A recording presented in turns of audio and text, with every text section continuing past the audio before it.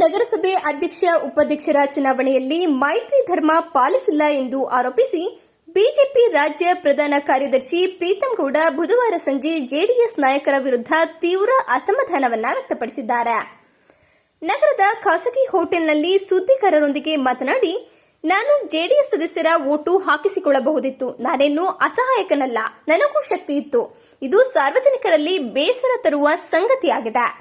ಮೈತ್ರಿ ಎಂದರೆ ಪರಸ್ಪರ ಒಡಂಬಡಿಕೆ. ಮೈತ್ರಿ ಧರ್ಮವನ್ನ ಬಿಜೆಪಿ ಪಾಲಿಸಿದೆ. ಸಾಂದರ್ಭಿಕ ಶಾಸಕರಿಗೆ ಸಾಂದರ್ಭಿಕವಾಗಿ ಏನು ನಡೆಯುತ್ತದೆ ಅಂತ ಗೊತ್ತಿರಲ್ಲ. ಇದು ಶಾಸಕರು ಮಾಡುವ ತೀರ್ಮಾನವೂ ಅಲ್ಲ.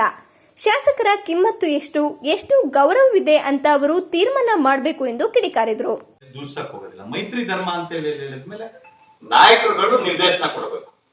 ಈಗ ನಾನು ಜೆಡಿಎಸ್ ನವರು 2-3 ಜನ ಕರೆದಿ ಓಟ್ ಹಾಕ್ಸ್ಕೊಳ್ಳೋದೇನು ದೊಡ್ಡ ವಿಚಾರನ ನನಗೆ? ನಿಮ್ಗೆ ಗೊತ್ತು, ಮ್ಯಾನಿಪುಲೇಷನ್ ಅವ್ರಿಗಿಂತ ಚೆನ್ನಾಗಿ ಪ್ರೀತಮ್ ಕೂಡ ಮಾಡ್ತಾನೆ ಅಂತ. ಅದ್ರ ಮಾಡಿಲ್ಲ ಅಂತ ಹೇಳಿದ್ರೆ ಅದ್ ದೌರ್ಬಲ್ಯ ಅಲ್ಲ, ಅಥವಾ ಶಕ್ತಿ ಇರ್ಲಿಲ್ಲ ಅಂತಲ್ಲ. ನಾವೇನು ಅಂತ ಹೇಳಿದ್ರೆ ಮೈತ್ರಿ ಧರ್ಮಕ್ಕೆ ವಿರುದ್ಧವಾಗಿ ನಮ್ಮ ನಡವಳಿಕೆ ಇರಬಾರ್ದು ಅನ್ನೋದು ಒಂದೇ ಒಂದು ಕಾರಣಕ್ಕೆ ನಾವು ಮಾಡಿಲ್ಲ. ಹಾಗಾಗಿ ಇದ್ರ ಬಗ್ಗೆ ಹೆಚ್ಚಾಗಿ ಇಂಡಿವಿಜುವಲ್ ಕೌನ್ಸಿಲರ್ಗಳ ಬಗ್ಗೆ ಹೋಗಕ್ಕಲ್ಲ, ಏನು ಮಾತುಕತೆ ಮಾಡ್ಕೊಂಡಿದ್ವಿ ಆ ಮಾತುಕತೆ ಮೂಲಕ ನಾವು ಇದನ್ನ ಸರಿದೂಗಿಸ್ಕೊಂಡು ಹೋಗ್ಬೇಕಿತ್ತು. ಮಾತುಕತೆ ಮಾಡದೇ ಇರುವಂತದ್ದು ಸಾರ್ವಜನಿಕರಲ್ಲಿ ಬಹಳ ಬೇಸರದ ತರುವಂತ ಸಂಗತಿ ಆಗಿದೆ. ಅಂದ್ರೆ ಅಲಯನ್ಸ್ ಅಂತ ಹೇಳಿ ಯಾವ ರೀತಿಯಾಗಿ ನಡೆಸ್ಬೇಕು ಅನ್ನೋದು, ಅಲಯನ್ಸ್ ಅನ್ನೋದು ಕೇವಲ ಒನ್ ಸೈಡೆಡ್ ಆಗ್ಬಾರ್ದು, ಅಥವಾ ಅನುಕೂಲಕ್ಕೆ ತಕ್ಕಂತೆ ಆಗ್ಬಾರ್ದು. ಅದು ಗಿವ್ ಅಂಡ್ ಟೇಕ್ ಪಾಲಿಸಿ ಇರಬೇಕು ಅನ್ನೋಂಥದ್ದು, ಪರಸ್ಪರವಾಗಿ ಇರ್ಬೇಕಾದಂತ ಒಡಂಬಡಿಕೆ ಅನ್ನೋದನ್ನ ಯಾವ ಕಾರಣಕ್ಕೆ ಅರ್ಥ ಆಗಿಲ್ಲ ಅನ್ನೋದ್ರದ್ದು ಸಾರ್ವಜನಿಕವಾಗಿ ಚರ್ಚೆ ಆಗ್ತಿದೆ. ಅದು ಶಾಸಕರ ವೀಕ್ನೆಸ್. ಅವರ ಪಕ್ಷದವರೇ ಅವರಿಗೆ ಹೇಳಿಲ್ಲ. ಸ್ವರೂಪ್ ಅವರಿಗೆ ಏನು ಗೊತ್ತಿದೆ?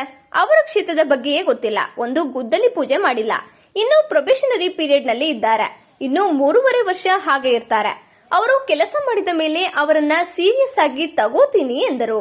ಇದು ಎಚ್.ಡಿ. ರೇವಣ್ಣ, ಅಶ್ವಥ್ ನಾರಾಯಣ್, ಆರ್. ಅಶೋಕ್ ಮಾಡಿರುವ ತೀರ್ಪು. ನಾವು ಮೈತ್ರಿ ಧರ್ಮವನ್ನ ಪಾಲಿಸಿದ್ದೇವೆ.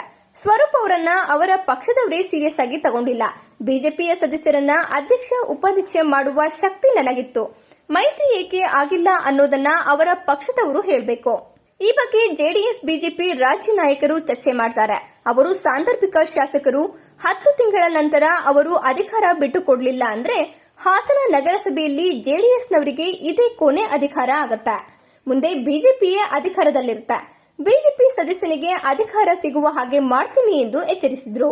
ಸಾಂದರ್ಭಿಕ ಮತಗಳು ಅವರ ಜೊತೆ ಇಲ್ಲ. ಅವರಿಗೆ ಮತ ಹಾಕಿದ ಅಲ್ಪಸಂಖ್ಯಾತರಿಗೆ ಅಧ್ಯಕ್ಷ ಸ್ಥಾನ ಸಿಗುತ್ತೆ ಎಂದು ಕಾಯ್ತಿದ್ರು. ಶಾಸಕರು ಯಾವ ಮತಗಳಿಂದ ಗೆದ್ದಿದ್ದಾರೆ ಎನ್ನುವುದು ಗೊತ್ತಿದೆ. ಆ ಋಣವನ್ನಾದರೂ ತೀರಿಸುತ್ತಾರೆ ಅಂದುಕೊಂಡಿದ್ದೆ. ಅದನ್ನು ಮಾಡಲಿಲ್ಲ.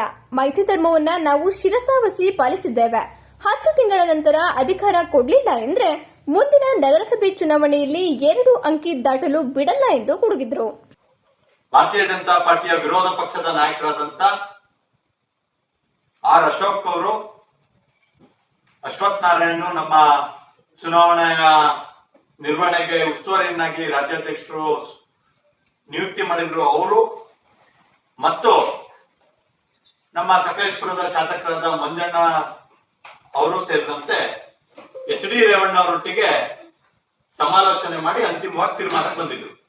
ಆ ತೀರ್ಮಾನ 10 ತಿಂಗಳು ಅವರ ಅಧ್ಯಕ್ಷರು, ನಾವು ಉಪಾಧ್ಯಕ್ಷರು, 10 ತಿಂಗಳ ನಂತರ ನಾವು ಅಧ್ಯಕ್ಷರು, ಅವರು ಉಪಾಧ್ಯಕ್ಷರು ಅಂತ ಹೇಳಿ ಅವರು ಆರ್. ಅಶೋಕ್ ಅವರಿಗೆ ಬಿಜೆಪಿ ಶಾಸಕಾಂಗ ಪಕ್ಷದ ನಾಯಕರು ಹಾಗೂ ವಿಧಾನಸಭೆಯ ವಿರೋಧ ಪಕ್ಷದ ನಾಯಕರಾದ ಆರ್. ಅಶೋಕ್ ಅವರಿಗೆ ಮಾತನ್ನ ಕೊಟ್ಟು ಜಿಲ್ಲಾಧ್ಯಕ್ಷ ಕಮ್ಯುನಿಕೇಟ್ ಅನ್ನು ಮಾಡಿ,